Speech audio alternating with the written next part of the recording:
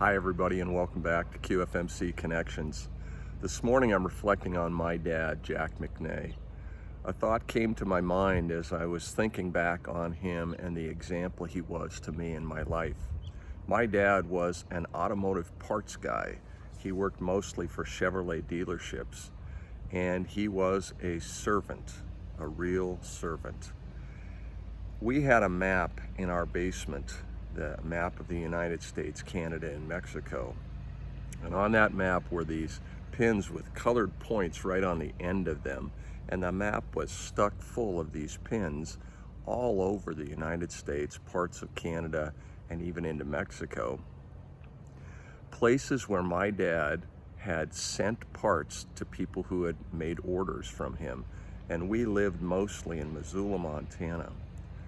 I can remember many times on a weekend or an evening, my dad would get a call from somebody who was coming through town, or maybe who just lived in Missoula but was in dire need of some kind of part to fix their vehicle.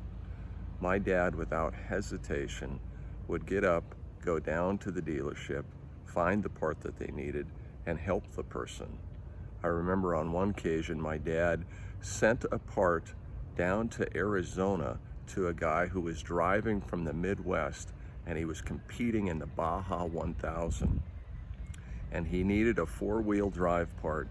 And I don't know how he found a guy in Missoula, Montana, but he did. He found Jack McNay. My dad had the part, and he sent it down to this little post office in Arizona where the guy was passing through on his way down to this race.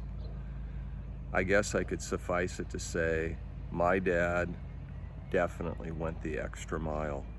And he didn't do it for glory for himself. He just loved to serve people. And that map with all those pins on it was like a snapshot of my dad's servant's heart.